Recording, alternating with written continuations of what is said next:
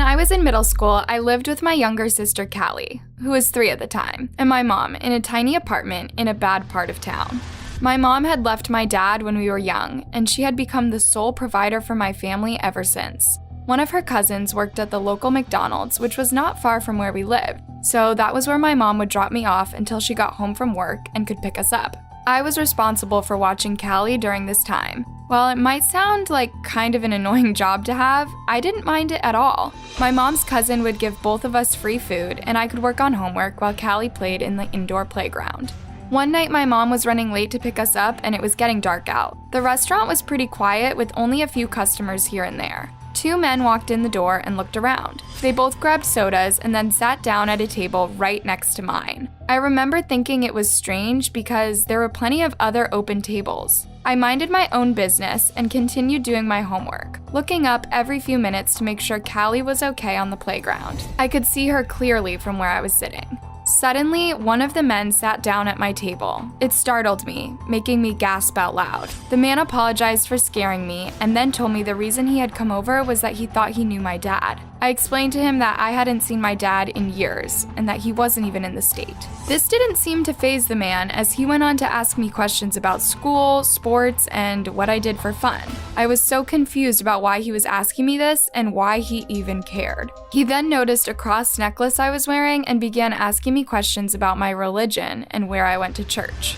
Several minutes had gone by and I realized I hadn't checked on Callie. The man was blocking my vision of the play area. I craned my neck to look past him and I couldn't see her anywhere. Was she hiding in the tube slide? Had she come back in the dining area when I wasn't watching? I began to go into panic mode. The man was still asking me questions, but I stood up and told him that I needed to find my sister. I sprinted to the play area, scanning the area for Callie, who was nowhere in sight. I then glanced out the window into the parking lot just in time to see the man who had come in with the guy who had sat down at my table. He was carrying Callie, kicking and screaming, into a nearby truck. I screamed for my cousin to call 911 and told him that Callie was being kidnapped. My cousin is a big guy who was in his 20s at the time. He told his coworker to call 911 and he ran out into the parking lot with me, followed by 2 of his other male coworkers. By this point, the man was struggling to get Callie into the vehicle. When he saw my cousin and his coworkers coming towards him, he panicked and left my sister on the parking lot ground before jumping in his vehicle and driving off. Luckily, my cousin was able to get a picture of the license plate. The police were able to locate him, but not the man he had come in with that was trying to distract me at the time so I wouldn't see what was going on. I can't believe how close I came to probably never seeing my little sister again. When I was in high school, I worked at the local McDonald's to make some extra money and save up for college. I usually would start my shift at around 3:30 p.m. and would finish up around 9 p.m. As much as McDonald's gets a bad rep, it really wasn't a bad job. I worked with other kids my age, and we all made the best of it. On one particular day, it was about an hour until the end of my shift, and I was anxious to go home. It had been a long day, and I had a pile of homework waiting for me. The restaurant was pretty empty, and I was sweeping the floor when a disheveled-looking older man walked in. I sat my broom down and headed back to the register so I could take his order. The man approached the counter and stood there for a strangely long time. He wasn't looking at the menu, but instead staring at me, a creepy look on his face. After some time went by, I began to get uncomfortable, so I cleared my throat and asked him if he was ready to order. He finally spoke up and asked for only a Coke. After I put the money he gave me in the register, I got him his drink. When I reached out to hand it to him, his fingers grazed my hand in a way that definitely seemed purposeful. I reached my hand back quickly and turned away to go back to tidying up behind the counter. But I could still feel the man watching me and realized he hadn't moved. He hadn't even taken a sip of his drink. He was just standing there, staring at me with a bizarre smile on his face. I did my best to pretend I didn't see him. He then spoke up again and asked me what my name was. I thought this was odd because I was wearing a name tag at the time that was visible. I told him my name anyway, but his questions didn't stop there. He continued to carry on a conversation with me, seemingly not aware that I was uncomfortable. He asked me personal questions like what area of town I was from and what grade I was in at school. I only gave him very vague answers, knowing that I needed to protect my own privacy. The man then asked me for my phone number. I was surprised he was so forward because he knew that I was clearly underage. I told him I didn't want to give it out, but he was persistent and wasn't letting the subject drop. Eventually, I switched places with one of my coworkers and went to work in the kitchen while he took care of the register. Around 30 minutes later, he told me the man had left, and I was really relieved. The shift went on without incident, and eventually it was time for me to leave. I clocked out, said goodbye to my coworkers, and headed out into the dark parking lot to my car. I was about to unlock my car when all of a sudden I heard a voice from behind me say, "Where do you think you're going?" I spun around and discovered the disheveled man from before standing right behind me. He reeked of alcohol and cigarettes and had a crazed look on his face. Before I could even process what was happening, he lunged at me, grabbing my arm with shocking strength. I let out the loudest scream that I could muster, and then used my knee to strike him in the crotch. He yelled out in pain, releasing my arm just long enough for me to get into my car and lock the doors. The man began hitting my windows with his fists so hard that I was sure they would shatter. I put the keys into the ignition and began driving away, the man chasing me on foot for a short distance until he could no longer keep up. Luckily, surveillance video captured everything that went down, and the police were able to find the man. From then on, one of my coworkers always walked with me to my car at the end of a shift. When I was young, McDonald's was putting these colorful plush toy animals in their Happy Meal boxes. I collected these toys at the time and was excited about the fact that I might be able to get one that they didn't have yet. The McDonald's was only a short walk from my house, so my parents let me go alone. When I got up to the register, there was a younger man I didn't recognize. He must have been a new employee. I ordered my Happy Meal and gave the man the money. He smiled at me as he took it, then leaned in to whisper something. He told me that he could go to the back and pick out any of the plush toys that I wanted. I was excited by this and told him that the one I especially wanted was the pink bunny. He nodded and went to the back to retrieve it. He was gone just a few moments and then came back and handed me the Happy Meal box. I thanked him and went on my way back home. That night, I was playing with the plush bunny and trying to find a place for it on my shelf where I kept my other toys. I was looking at the bunny closely when I noticed something strange about it. It was harder than my other plush animals, even though it was made by the same company and had the same tag as all my other ones had. It almost felt like someone had removed some of the stuffing and placed something hard inside. I continued fidgeting with it and noticed a small tear at the bottom of the bunny. It looked as if the tear had been repaired with some sort of glue. Intrigued, I felt like I had to know what was inside. I went into my desk and found a pair of scissors. I used them to pry open the tear. I then reached inside to feel around. I pulled out a tiny electronic device. I had no idea what it was, so I went downstairs and showed it to my dad. When I handed it to him, his eyes grew wide and he asked me where I had gotten it. I explained that I had found it inside my stuffed bunny that I got in my Happy Meal at lunch that day. My dad took the device and immediately called the police. It turned out that the device was a GPS tracker that the man at the restaurant had put inside so he would be able to find me. He was arrested that same day and linked to other creepy incidents involving children. My parents didn't let me go to McDonald's alone ever again after this incident. When I was younger, my parents were pretty protective and didn't let me go many places without a guardian there. Even though I lived in a safe area, my parents were always watching the news and hearing horrible stories of children in other places getting kidnapped. One summer day, I was super bored and wanted to reunite with my friends really bad.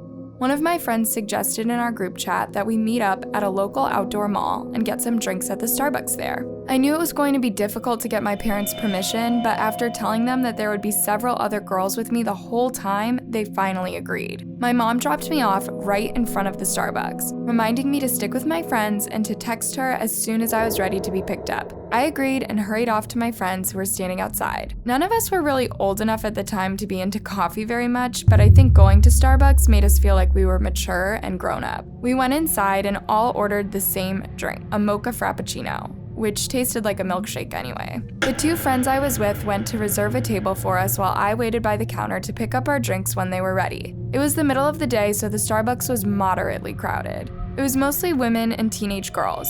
I was scrolling through TikTok as I waited when a man, maybe in his 20s, came up to the register and ordered one black coffee.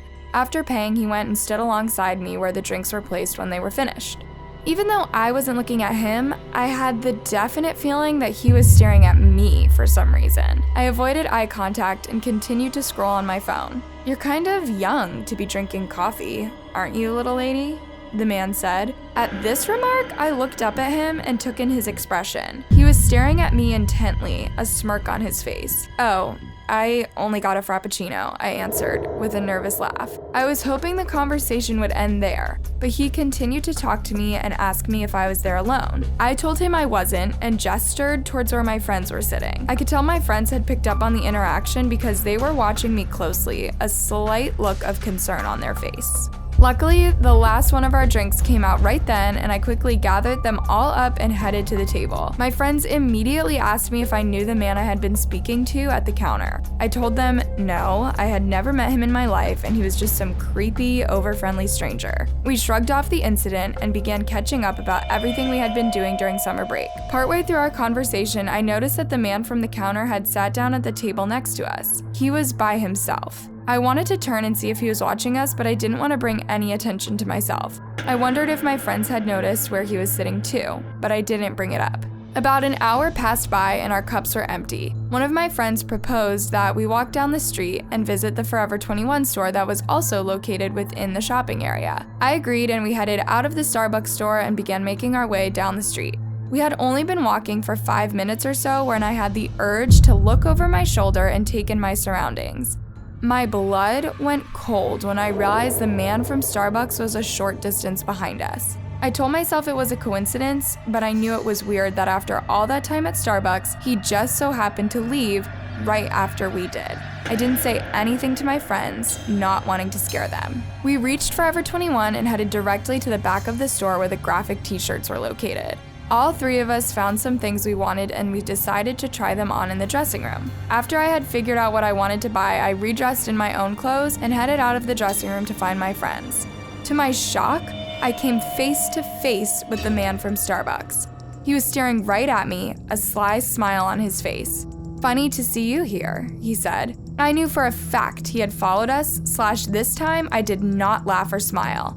Instead, I took a step forward to walk past him out of the dressing room, but as I did, he put his arm across me, resting his hand on the door frame. He was blocking my way out of the dressing room. "What you got there?" he asked, gesturing towards the pile of clothes I was carrying. I remained silent and stared at my feet. He then began saying how he knew someone my age probably didn't have a lot of money and that I was too pretty to have to pay for anything myself.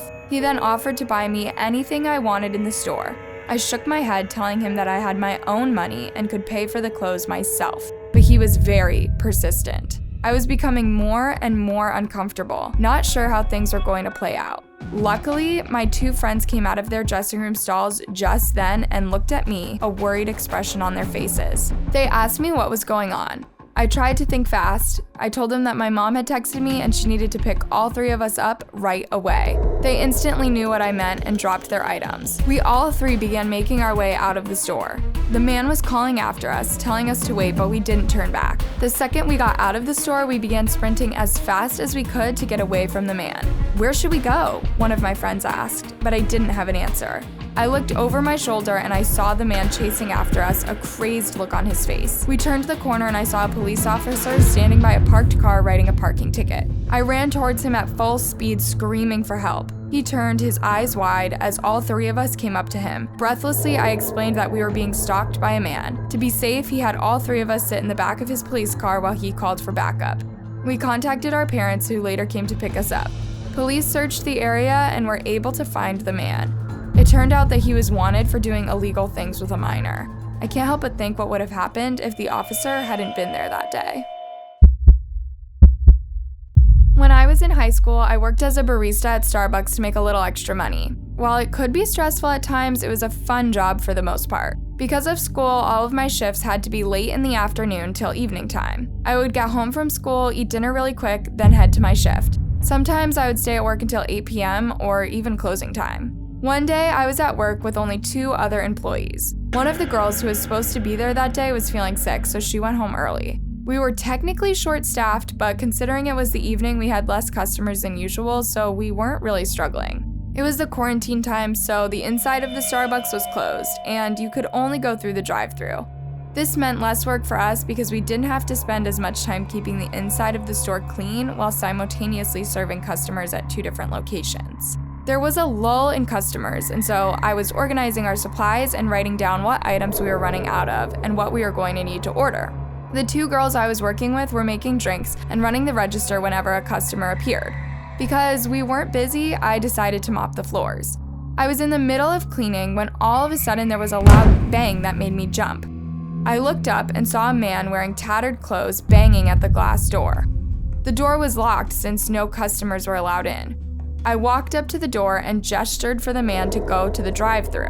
I wasn't about to open the door and talk to him. The man continued to bang on the door for a minute or 2, appearing enraged.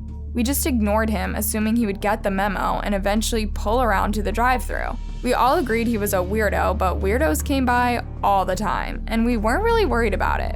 I was heading towards the back of the store where the drive-thru window was when all of a sudden I heard more banging, causing all 3 of us to gasp.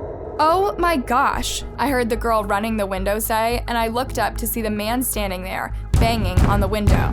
It is against store policy to go through the drive-thru without being in a vehicle for safety reasons. I wondered if the man hadn't realized that the inside of the store would be closed and now was unprepared. "Should I open the window?" my coworker asked. I told her to open it just a crack to see what the guy wanted. At this point, it was about 9 p.m. and we didn't have any other customers in line. As soon as she cracked open the window, I could tell the guy was crazy. He began screaming at us to open up the doors, and when we wouldn't, he started threatening us. "Close the window," I yelled to my coworker, but before she could, the man lurched forward and slammed it back open, shattering the glass. We all screamed as he grabbed her by the shoulders and began trying to pull her through the window. I ran forward and grabbed onto the girl's waist, pulling her as hard as I could back away from the man. Meanwhile, the other girl I was working with ran to retrieve pepper spray from her purse. I had pulled the girl back inside, but the man was now climbing into the window towards us. My other coworker returned just in time and sprayed the man right in the face. He began screaming and fell to his knees. All 3 of us then sprinted back to the room where our lockers were and locked ourselves inside. We called 911, and luckily the police arrived very shortly after. They took the man into custody and told us that he was likely on drugs. After that incident, that particular Starbucks put additional safety measures in place to protect the team, but I didn't feel comfortable working a night shift there ever again. One day after school, my best friend Kai and I decided to go to Starbucks to study. We knew that if we both got drinks, we could stay and hang out for a while preparing for a big history test we had coming up the next day. When we got there, we both ordered coffees and then sat down at a nearby table. Luckily, due to it being later in the afternoon, it wasn't very crowded, and it looked like we were going to be able to get some good studying done. I plugged in my laptop charger, and Kai and I quickly got into our material. We took turns quizzing one another about dates and important people that would probably show up on the test, and we were making some good progress. About an hour had gone by, and I had downed my giant venti coffee, so I had to go to the bathroom. I left my stuff at the table for Kai to watch and headed to the side of the Starbucks where the women's bathroom was located. After taking care of business, I got up to wash my hands when I noticed something strange in the air vent that was right across from the toilet. It looked to be some sort of a light. At first I thought it was sort of a reflection, but I couldn't see anything in the room that could be causing it. I bent down to examine it closer and noticed that the grate could screw off, so I unscrewed it just enough to reach inside. I grabbed the object and pulled it out. I was shocked to see that it was a miniature camera. A red light on it indicated that it was currently recording. I turned the camera over, and there was a screen on the back. I pushed a few buttons and eventually got the screen to light up. I noticed it had a touch screen. One of the icons on the screen appeared to be a photo album. I pressed on it and was immediately shocked and disgusted by what I saw. The most recent recording on it was of me on the toilet, completely exposed. But that wasn't all. I began scrolling and saw that the camera had been constantly recording over the course of several days. Captured on film were literally hundreds of other women and children going to the bathroom, completely vulnerable. I couldn't believe someone would be sick enough to record people in this state.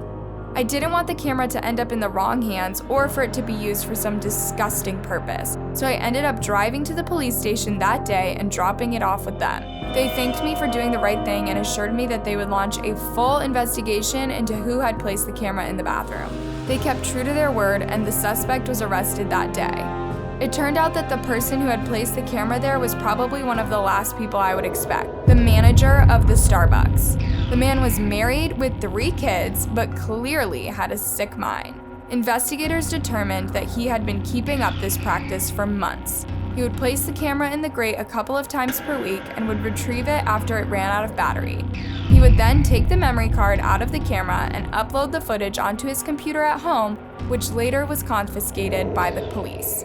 Because there were minors on the recording and the recordings were done without consent, the man will probably spend many, many years in prison. Luckily, after the trial was completed, the footage was completely destroyed and no other people will ever have their privacy compromised by that perverted creep. Even though years have gone by since this incident occurred, I'm still paranoid anytime I have to use a public bathroom. I try to avoid them as much as possible. I want to tell you about the time I was working at a tiny Starbucks back in London. Of course, I don't live there anymore, and it's for good reasons, as you're about to find out. It's an event that has honestly led me to have less faith in humanity and be very wary of every interaction with someone new. I had just started my freshman year at University of the Arts. I was studying photography and I was quite excited about it since I had always been a keen photographer. And I was excited to take it to the next step beyond Instagram. But like any bachelor, it costs a fortune. So I had to work somewhere while I studied. Starbucks was the obvious choice as I could have a flexible schedule and work part-time around my school hours. Plus, being a famous chain and everything, I figured it would be more reliable than a local cafe. I guess I was wrong. I am quite introverted, so I found it very nice when 1 or 2 people from the university engaged with me and made the first step towards friendship. I had just moved to the country and I didn't have any old friends in town either, so I definitely needed someone to hang out with. The first person to introduce herself to me was Claudie, who was a friendly, energetic girl who had just come from Jamaica to study fine arts. We would stay up late watching random stuff on YouTube to clear our minds after the busy school days. The second person to engage with me was Ted. I still get shivers down my spine whenever I say his name. He was in the same class as me, also studying photography. It was a big class though, and we wouldn't all take the same courses. I was minding my own business around the school campus when he inserted himself into my life. I was reading on a bench and he sat next to me and made some mundane comment about the weather. It was sunny and a pleasant day to be outside. I thought he was just being friendly, like one would assume. And since I still didn't have any friends except Claudie, I was happy that someone was talking to me. So we started talking about school and about our lives outside of school. He told me he came from a little island south of the country, but not much else. He wouldn't tell me his age or any details about his family. Instead, he had a long list of questions for me. What was it like back at home? Did I have any siblings? What did I like to eat? To be honest, I thought it was a little creepy at the time, but I guess I never imagined how much creepier it would get. That is why I didn't put an end to the conversation. In fact, I even went as far as telling him where I worked. That's the one thing I regret. I can't blame myself for his behavior, but I wish I were a bit wiser that sunny day. The next day, right after school hours, I was working at the tiny Starbucks. And guess who was inside waiting for me? That's right, he was already there. And he had probably been there all day, not knowing what time I started my shift. I got a little awkward about it, saying something like, "Hey, what are you doing here?" He just replied with a smooth voice, "I came here to see you." Sure, that would have been a nice thing to hear from your boyfriend, but not from a near stranger. He was way too intense from the get-go. I said, "Okay, cool," which sounded very dumb in my head, but I literally didn't know what to respond to his creepiness. I just carried on with my job there and ignored him, hoping he would leave. He sat down on a sofa and sipped his coffee slowly while looking at me. Every now and then, he would look out the window, maybe to make it look like he wasn't completely crazy. I would try to catch very quick glimpses of him, to see if he was still there without making any eye contact. I felt my cheeks getting really hot, and at one point, I even burned myself with a customer's coffee. I just couldn't get my work done because of him. 20 really long minutes later, he got up and left. He whispered a bye-bye in my direction, and I yelled bye back at him, only to feel super embarrassed right after. Why did I yell? Clearly, I wasn't myself around him. Then, the pictures started. Remember, he was studying photography as well? Being the creep that he was, he soon learned my schedule at Starbucks and would come by whenever I'd be working. It was horrible. When I saw him come in, I would act like I was really busy so I wouldn't have to talk to him. And because I'm the introverted type, I found it very hard to confront him and tell him to simply go away and stop bothering me. Anyway, during his third or so unsolicited visit, he pulled out his camera and pointed it my way. You've got to be kidding me, I thought out loud and spilled a drink. My work colleague noticed my reaction and asked me, "What's wrong?" "Where do I even begin?" I said, and I began explaining to her all the ways in which this guy was making me feel very uncomfortable. She then took the action that I couldn't take and walked up to him and told him under no circumstances was he to take photos of the coffee shop's employees. He didn't look at her. He looked straight at me, knowing I'd be looking at them. Then a really weird smile appeared on his face, the psycho type. Like, he wasn't at all bothered by my colleague's warning. In fact, he looked like he enjoyed it. He got up and left, all the while smiling at me. My heart was pounding, and I was thinking of all the horrible ways in which he could retaliate. I had no choice but to continue work in this worried state. However, now another staff member knew about him, so I felt slightly safer. If anything happened, I could ask her for help once more. But as it turned out, she couldn't help me. Because that weekend I was working the late shift and my colleague wasn't there. I had another workmate who knew nothing of this guy, and I hadn't told him anything either because I was secretly hoping he would stop coming to see me. But of course he did, and right before closing time too, like he actually had a plan this time. When I saw him walk through the front door with the same smile he'd left with last time, I froze. He walked straight to my counter and asked for 2 pumpkin spice lattes. I thought, okay, cool, maybe he has a date and he'll leave me alone. So I gave him the coffees and waited for him to leave, but he wouldn't leave. He says in the same smooth voice, "One's for you." I could have been shy and quietly accepted the coffee, but I was very suspicious of him by now, so I knew better. I said, "Sorry, I don't actually drink coffee this late. You can offer it to Stanley though," and pointed to my colleague. Stanley came over and we both looked at Ted, being very reticent of offering the drink to Stanley.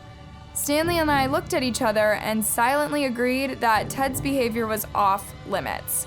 We kicked him out with confidence. Stanley even grabbed the broomstick. And that night, I called the police and told them how this creep followed me, took photos of me, and nearly got me to drink a spiked coffee. I don't know what happened to him after that because I never saw him again. Wherever he went, I hope he's not spiking anyone else's drink. Anyway, enjoy your college years, but beware of the creeps. I started going to Starbucks when I was 15 or 16, mostly because I was following the crowd I was with, but also because I was a fool for their chai latte.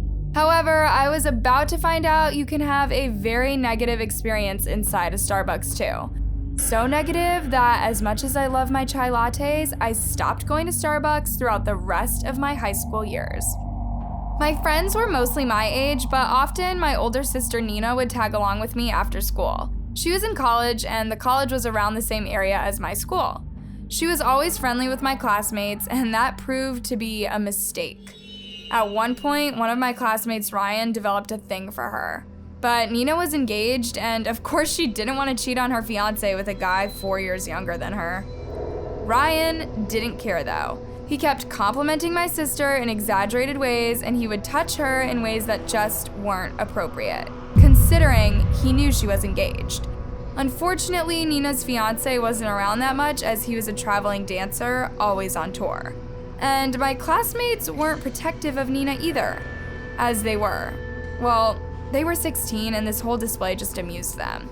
So that left me in charge of defending my sister because it seemed like nothing she would do mattered.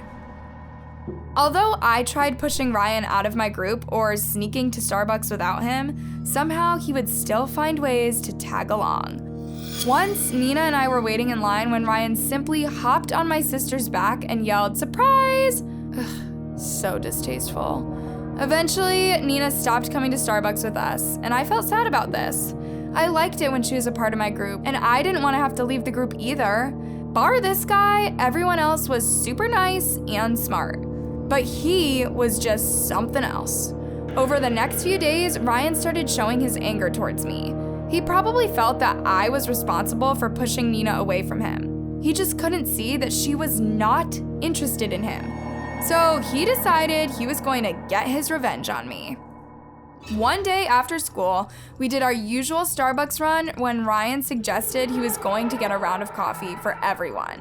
He even ordered a chai latte for me, remembering my usual choice. What he didn't remember though was that I always ordered a soy one because I'm vegan. And because by now I had a suspicion as to what was happening, I kept a close eye on him when he picked up the drinks. Yep, he opened the lid to my chai latte and dropped something inside. I couldn't believe my eyes. I mean, I knew he was shady, but to go that far to get your revenge? He offered me the chai latte with a stupid smirk on his face. So I returned the smirk and said, "No thanks, I think it's got regular milk in it." His face turned red, his eyes were bulging, and in the blink of an eye, he just spilled the latte all over my clothes. Needless to say, my other classmates were watching the show and couldn't believe what happened either. They immediately excluded Ryan from our group, and to be honest, I think he went on to exclude himself from school as I never saw him in my class or down the hallways either. He was probably ashamed of how things escalated within just a month. Well, good riddance. It was late November and I could barely stand the Christmas songs in the local Starbucks anymore. But I had to, because I was working there on the weekends to support my little sister. My parents were not exactly the most reliable family. Dad had left us years before, and rumor had it that he was in prison for some shady deals. And Mom? Well, she had a drinking problem and a tendency to waste all her money on alcohol and gambling. But my sister and I were really close. From a very early age, we knew we had to stick together to make it. So I was a senior in high school and was working on the weekends to put as much money aside as I could. After all, college years were coming and my little sister was about to start high school. Some of my classmates knew about our family, and some even knew I was working at Starbucks to make ends meet. I didn't mind that as long as we wouldn't get bullied because of it. Some kids were mean, calling me a weirdo or making fun of my cheaper clothes, but it was a completely unexpected place that the real meanness was hiding. One of my classmates, Hillary, was a pretty good friend of mine. She came from a much richer family and she was used to very upper class activities, going horse riding on the Saturdays I'd be working at Starbucks, but she always showed empathy and a total lack of judgment towards my situation, and I appreciated that in her. She wouldn't brag about her background and she would often invite me and my sister to her place. So it was a win-win. At least until I found out what she was really like. She would often hang out with us in the evenings, and I suppose she was just getting all the validation from us who were always fascinated by her home and grateful for her generosity. But that month, my sister caught a nasty virus, and she was homesick for about 2 weeks. Obviously, I stayed with her whenever I wasn't at school or working. As I tended to my sister, I distanced myself from Hillary a little. I had no idea just how upset she would get over this. After a few invitations which I turned down, the passive-aggressive text started. "Oh, I guess you just suddenly forgot about all the things I've done for you," she would write. Or, "Oh, sorry, I didn't realize you never liked my amazing house." What kind of person was she? I would have never become friends with her if I knew this was her view of our friendship. But now it was too late.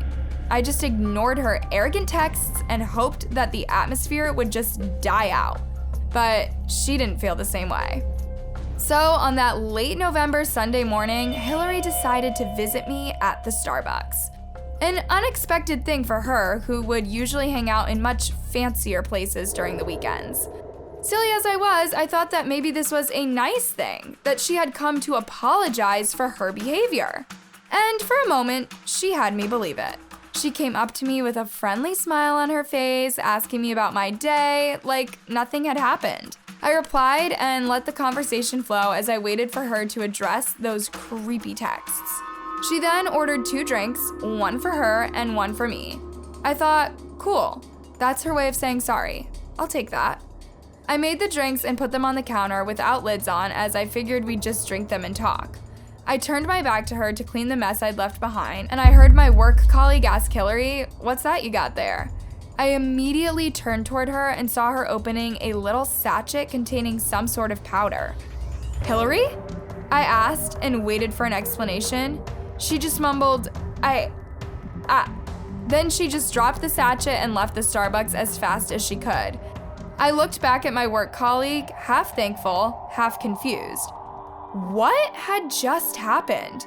Was this really my friend? It really didn't take that much to show her true side. I honestly can't believe I was friends with her for so long and that I didn't sense her narcissism or her sense of arrogance towards my sister and I. I'm just glad I didn't end up drinking whatever she had in store for me. Well, lesson learned. My advice to you, when someone offers you way more than seems normal, be on the lookout. Take care of yourselves out there.